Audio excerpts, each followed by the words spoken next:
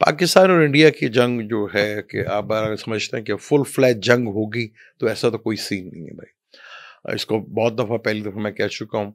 हाँ, ये ज़रूर होगा कि जुपिटर जो है 14 मई को हाउस चेंज कर रहा है। पाकिस्तान के चार्ट पे और इंडिया के चार्ट में सेम एक जैसे है, वो लगन का फ़र्क है। इंडिया का जो चार्ट है वो टॉरस लगन है, उनके सेकंड हाउस में आएगा। पाकिस्तान के थर्ड हाउस में आएगा जुपिटर। तो वो जब ट्रांजिट का जुपिटर होता है वो एक्टिवेटर होता है, तो मार्स को एक्टिवेट करेगा। मार्स लड़ाई झगड़े का कारक है। पाकिस्तान के चार्ट में मून भी उधर ही बैठा हुआ है, दोनों ही डेस्टिनी ब्रेकर हैं। तो ये तीसरे घर में जुपिटर इतना अच्छा नहीं माना जाता। तो ये सफारती लेवल के ऊपर पाकिस्तान को काफ़ी बड़ी प्रॉब्लम जो है वो आगे फेस करना पड़ सकती है, क्योंकि लीगल मैटर्स का भी जो है राहु उनके लगन का बैठा हुआ है, हमारे राहु दूसरे घर का बैठा हुआ है।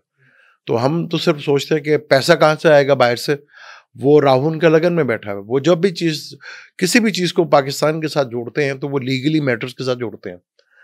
तो ये हल्की-फुल्की जंग तो शायद आपको देखने को ज़रूर मिल जाएगी 14 मई से लेकर 18 मई तक आपको।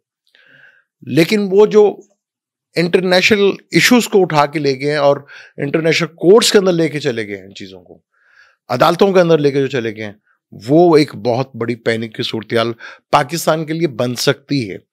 पाकिस्तान को कम से कम अपने पाकिस्तान यहाँ पे काफ़ी हद तक लापरवाही कर गया है। हुकूमत प्रॉपर नहीं जवाब दे सकी, नहीं दे सकी भाई जवाब प्रॉपर। जिस तरह यूटिलाइज करना था, इसको इंटरनेशनल इश्यूज बनाना था, ओवरसीज पाकिस्तान को यूटिलाइज करना था, यहाँ तमाम जमातों को इकट्ठा करके ये चीज़ों को दुनिया में फैलाते, वहाँ हम नाकाम हुए हैं। तो ये इंटरनेशनल कोर्ट्स के अंदर जो लेके जाएगा वो पाकिस्तान के लिए एक बहुत बड़ी प्रॉब्लम बनेगी।